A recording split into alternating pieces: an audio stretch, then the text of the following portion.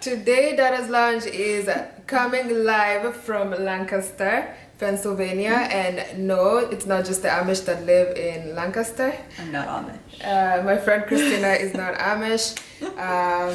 Yeah, but welcome to our channel. Thank you so much for joining us. Today, we're going to be talking about sex. And more specifically, waiting until marriage.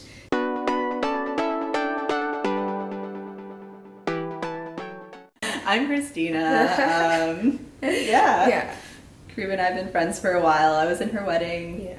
Yeah. That was fun. It was. That was fun. And the reason Christina and I are so close is because when she was younger, she lived in Kenya for a few years. So we have that, common bond of having experienced life in Kenya and in the US.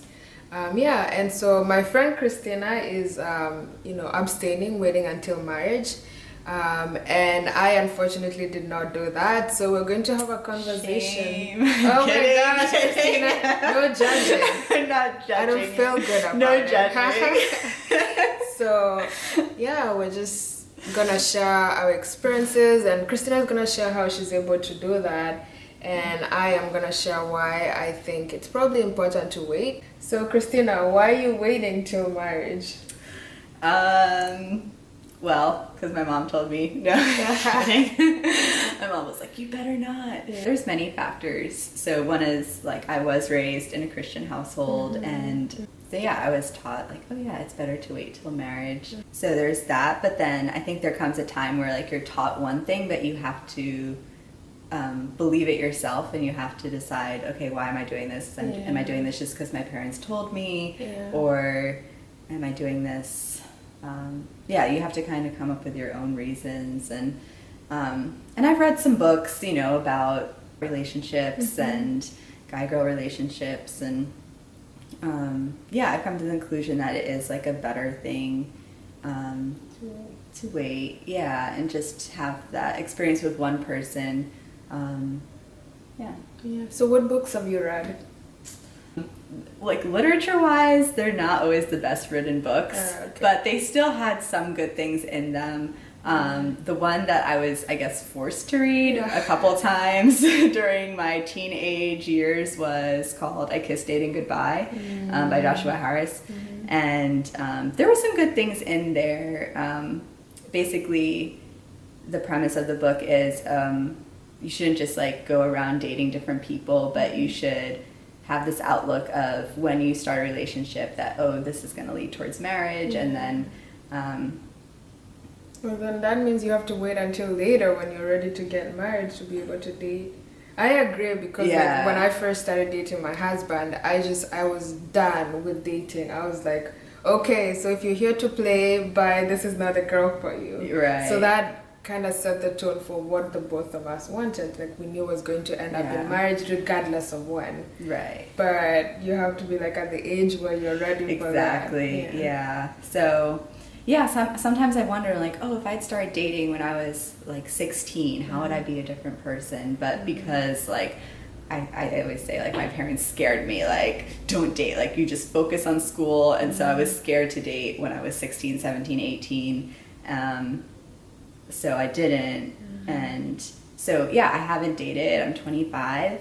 That is, I guess, some would say unusual, but I know I'm not the only one in my category. So I know there's other Christian girls like me that I'm friends with that are also maybe 25, 26, 27 even, haven't dated.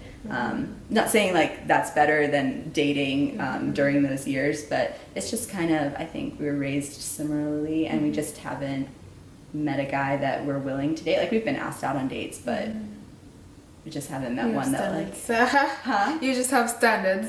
We have standards. It's just it's not I'm holier than thou, but it's we have standards, and now that as we've gotten older, it weeds out more people, because it's now that at 25, it's I don't have time for boys. I need a man. It's I don't have time to fool around. Now if you're gonna date me, it's gonna be serious. So I'm gonna add this in there. If you're a guy watching this, please date Christina, because she's the best. No, I'm gonna crop that out. Anyway. No, leave it in. Oh my goodness, Karuba matchmaking here. Anyway, so how do you stay pure? You know, it's difficult. A lot of the shows, as I mentioned earlier, that I watch now that have young female protagonists, you know, crazy ex-girlfriend or love, like there's just so much focus on like having sex and having it every night and like sometimes even with different people. But then there's also something like Jane the Virgin where she's like really wants to have sex but she's trying to stay a virgin. So how do you stay a virgin? Good question.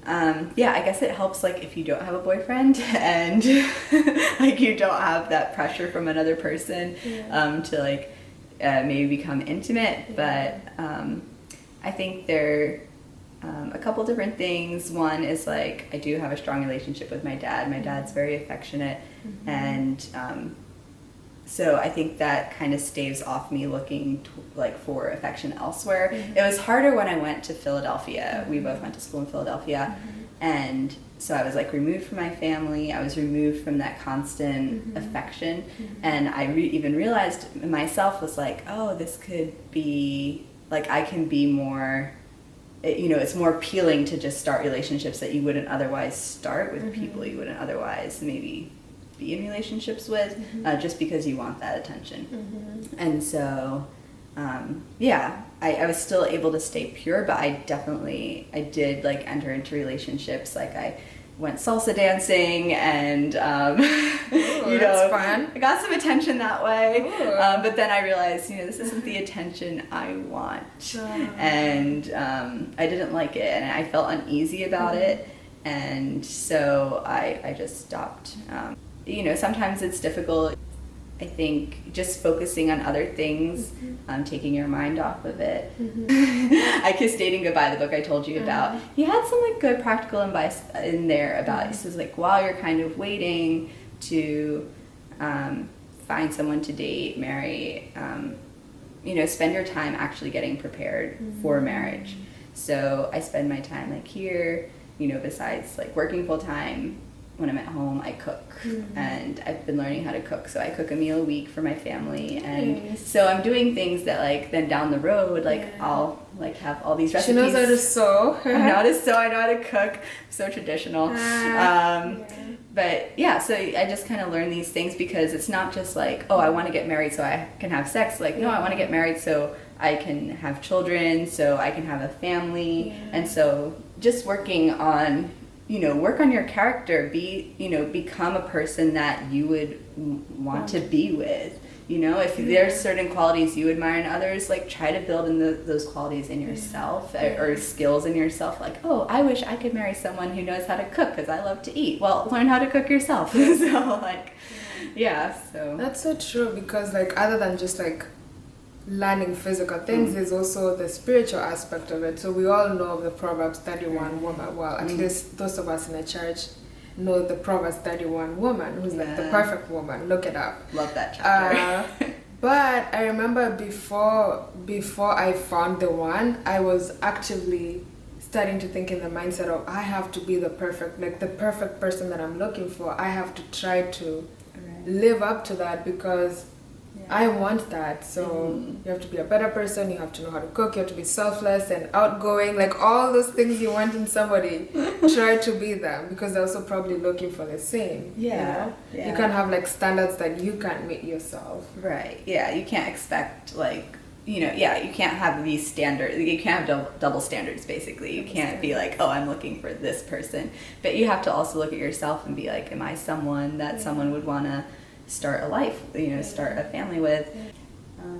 So I actually want to share something a little bit personal, and I know like again this is no judgment zone. I have gone through it and I would advise and recommend waiting till marriage, and sometimes Christians do find themselves in this situation where you really like somebody and you find that you become intimate with them sexually.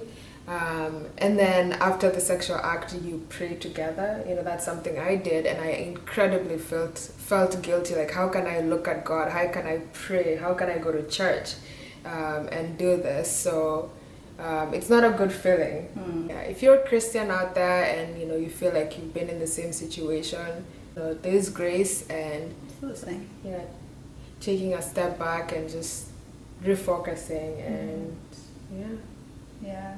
And I've learned a lot from ladies that, like, young women who I've met and who have, like, opened up to me about, you know, oh, I had sex with my boyfriend before marriage, and they tell me, they're like, don't do it. And I'm like, I don't know why you're telling me this, but, you know, they really, I think most of them do, if they're honest, regret it. And I don't think it's just because, like, oh, I was told not to do this as a young girl and now I've done it, but I think really there is something